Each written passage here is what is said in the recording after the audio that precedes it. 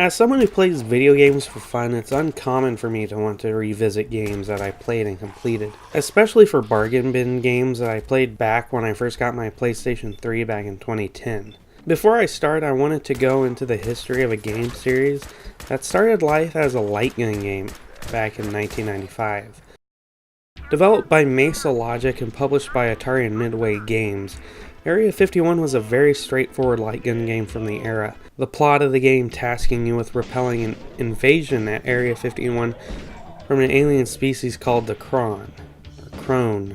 Sorry, I'm probably mispronouncing that.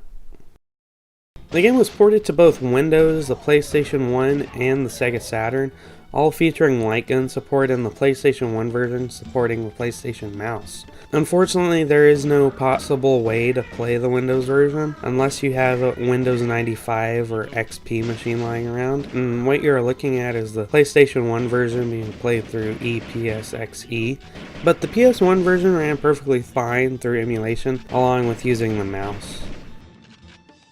I remember playing the Area 51 arcade game back when I lived in Texas when I was a little younger. The theater we used to go to back in 2000 to 2003 had the arcade cabinet in the main lobby. I just remember the full motion videos in the aliens and the alien zombies, the designs of them. Now, I couldn't get that far in the game because I couldn't quite grasp how to play it. It was quite a memorable experience for me, because I had never seen anything like that, especially a light gun game. And while there was a sequel, Area 51 Site 4, I believe that's what it was called, I'm mostly unfamiliar with that game as I didn't really get to play it. So how does this game hold up after 8 years? Now, in the 8 years, my tastes have changed, so lately I wanted to see how this game held up. Obviously, this isn't my original copy, as I since traded that in to GameStop back when I completed it. So how does this game hold up? Well, we're going to take a look at it.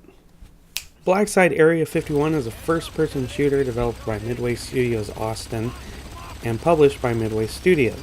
Released in 2007 for the PlayStation 3, Xbox 360, as well as Microsoft Windows. For a game from 2007, it really does show its age, from the heavy military theme. There's been a security breach at Detachment 3, Air Force Flight Test Center, perpetrators unknown. Important material in that base, vital to national security. To your derpy squad. She's not going in with us, is she? Yeah, because your cracker ass don't speak Arabic. She does. Now come on, I've got her mission data. To even Iraq. It may seem like this game is related to the previous games. It is only related by name, as the game has none of the continuity of the previous games. Told you I'd get us there. Smooth sailing with me at the wheel. Man, if that was smooth sailing, let's hope we don't hit any bad weather. Blacksite has you playing as a mute captain of a military squad known as Echo Squad. The story of the game is straightforward and pretty much uneventful. It essentially boils down to your squad uncovering a government conspiracy involving alien spores. They can hear us. I have to be quick. Give me your arm. Colonel Green is an idiot. Either that or he's delusional. He has no idea what's happening out there. Remember Iraq? That's why you're here. Why we're both here. You're being sent in without any... Look, don't touch anything in Rachel and keep your skin covered. If you start feeling strange, come and see me. Understand? Dr. Weiss, the atmospheric readings just came in. We're registering a mole count 7,000 times higher than normal. You mean 700? No, ma'am. I double-checked. Bring me a sample and put on a face mask. Yes, ma'am. Now, for a game about aliens, you would think they would make it more exciting, but unfortunately it isn't, as Blacksite just comes off as boring. It was one of those times where I felt exhausted playing the game, and when I say this, I'm not exaggerating, but this game has probably the longest driving level I've ever played. Yeah, like the levees and knowledge. So much for the easy way. Let's try the army way. Yeah, off-road, baby. Gameplay-wise, it's an average paint-by-numbers shooter. In some ways, it plays like a poor man's Rainbow Six.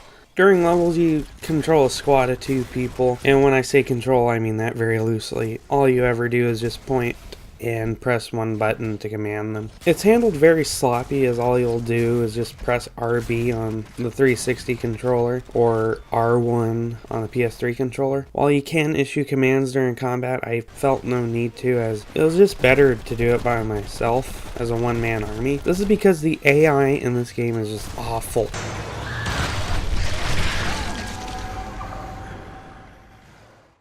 As most of your commands to your squad fall on deaf ears, and very commonly all your squad will ever do is just be all over the place in general. Everybody, this shit's finally happening here, man. Take it easy, man. I think you hit me. The hell I did. I'm telling you the truth.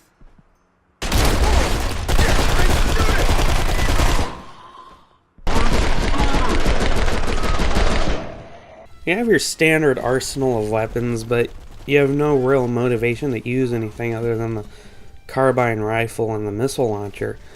Weapons in this game lack any real punch, and I just felt like I was using a BB gun most of the time.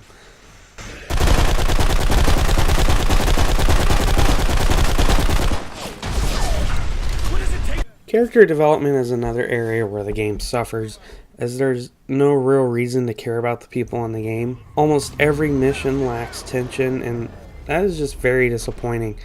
Every mission just fizzles out as fast as they start.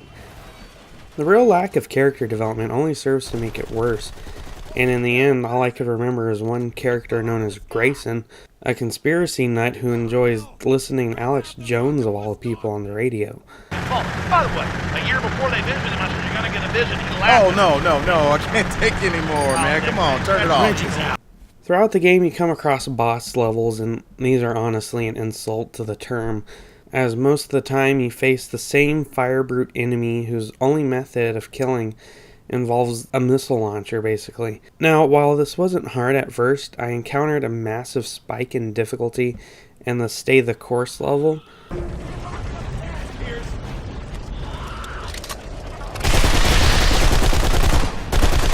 Light arms won't work. Too much armor. This is unbelievable. The Xenos have adapted at a rate beyond our expectations. It's unbelievable. The Xenos have adapted at a rate beyond our expectations. I lost count of the amount of times I died just trying to kill it. This is mainly because the brute will expand these self-destructing enemies that swarm you, and this virtually makes it impossible to do anything. Door! Oh God, not again!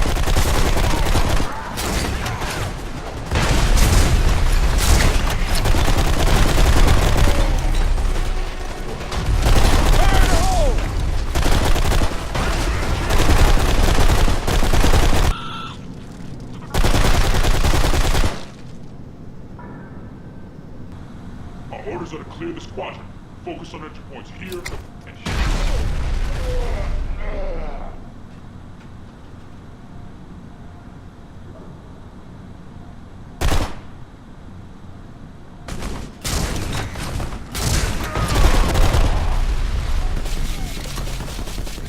One other issue with the game is the difficulty. Now, while I played on medium, I can say this is only defined by how bullet sponges the enemies are. Almost everything on medium takes forever to kill, and combine this with the hit scan enemies, and I died quite a bit. And this is where the game shows its polish or lack thereof, as there's no death animation, just an abrupt overhead view of your player model. See what I've seen here? Jeff Gerstmann said it best in his 2007 review of the game. While no issue is bad enough to bring the whole game down, they all add up to a game that would have probably done a bit better after a month or two in development. This is inherently true because as you look at Blacksite, it feels rushed out of the door the minute you start playing it. Throughout my playthrough, I encountered a ton of performance issues, from frame rate issues, sound issues, buggy areas where NPCs run into invisible walls.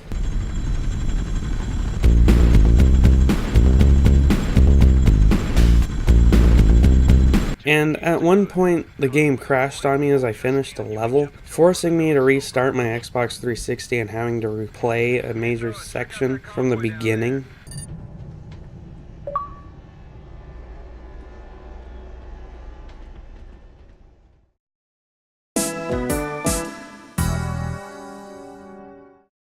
While the game does suffer from some issues, I did quite enjoy one aspect of the game. One of the levels takes place in the small Nevada town of Rachel, which does lend some very nice atmosphere. However, despite this, the entire level is short, and it's not long before you are thrust back into the game's bland color palette. Another thing I did particularly like was the last level inside the actual Area 51 base, but again, these things I liked are completely overwhelmed by the game's technical and bad writing overall. Overall, is Blacksite Area 51 the worst thing I've ever played? No. There's far worse things you can play than this, obviously. But would I recommend this? Again, the answer is also no.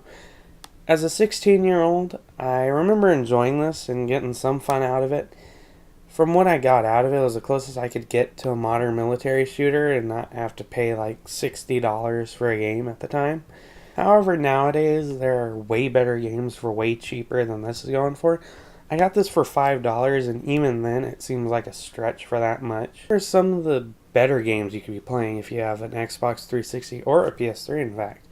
I captured the Xbox 360 versions because I don't have an HDCP stripper for my PS3, so I'm gonna have to make do with the 360 versions. So here's some games that you can be playing. Remember Me, a really underrated third-person beat-em-up that can be had for next to nothing. In fact, I got the copy you're seeing now for like $2.99 at GameStop.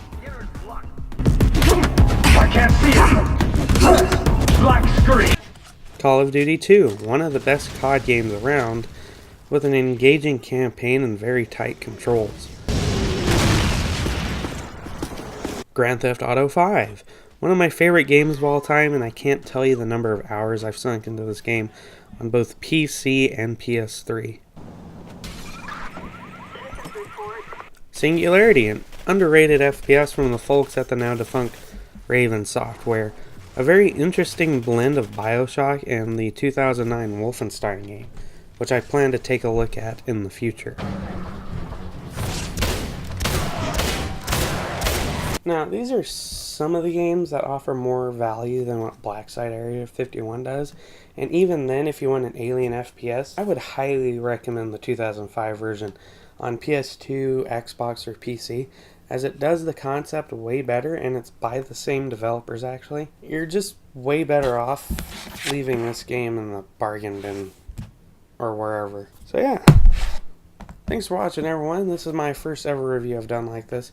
I'm using a Canon EOS Rebel T3 and a Samsung Go mic, actually. I'm using this setup in conjunction with each other. So yeah, thanks for watching, guys, and if you have any comments, please leave them in the thing down there. And hopefully I'm going to start reviewing more games now, since I have a capture card, and I'm pretty excited about that. So yeah, I'm going to get this off the SD card, and I'm going to start editing it right now, after I capture more gameplay footage. So yeah, see ya.